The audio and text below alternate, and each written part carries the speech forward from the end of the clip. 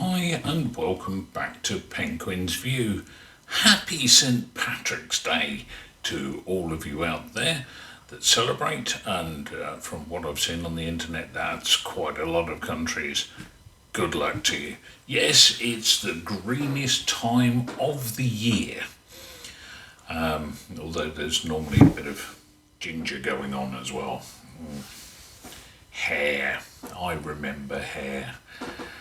Not fondly, admittedly, but I do remember it. So this time I'm going to be looking at ways people celebrate that's other than getting completely legless.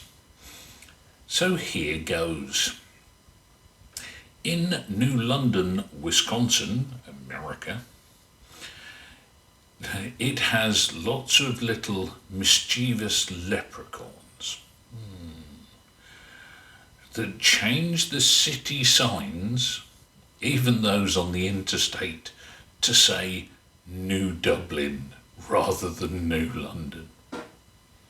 It sort of tickles me. Wonder if they decorate it in green as well.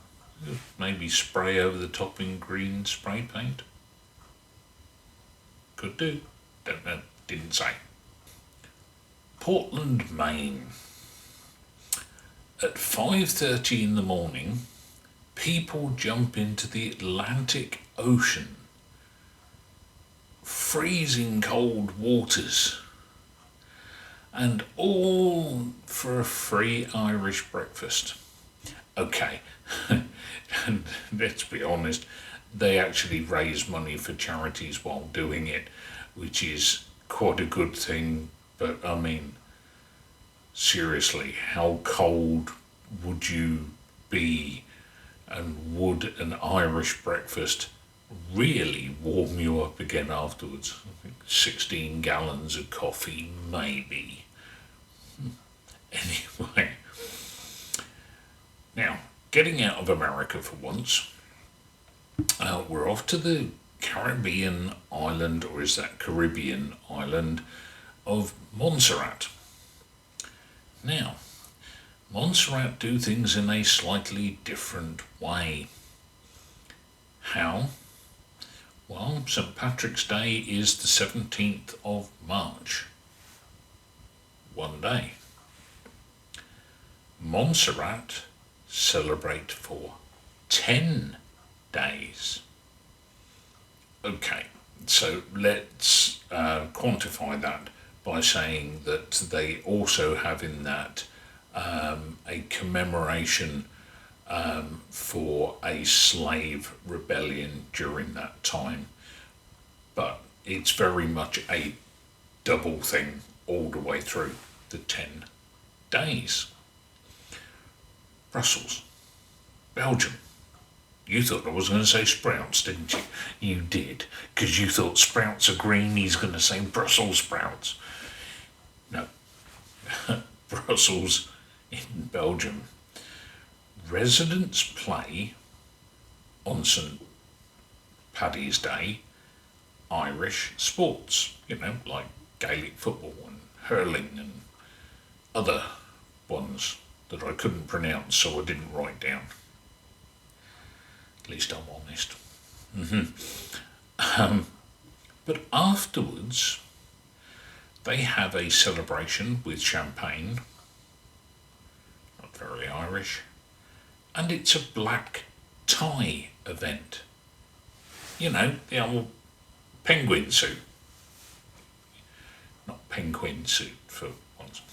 And I didn't actually see that as being all that Irish, but it's how they celebrate, and good luck to them. As long as they're celebrating, what does it really matter? It hasn't actually got very far over here in Thailand, but I think it's coming. They tend to pick up on things like that.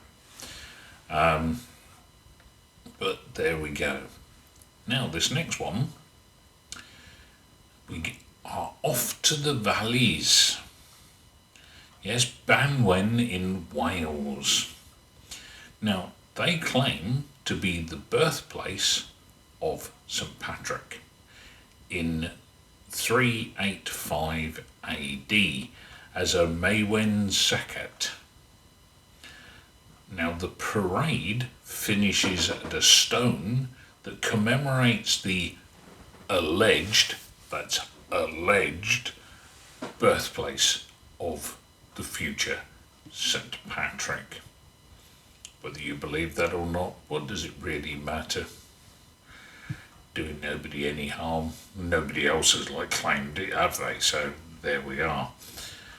Now, I always love the Japanese when they celebrate things that don't necessarily fit in with their culture, like KFC on Christmas Day.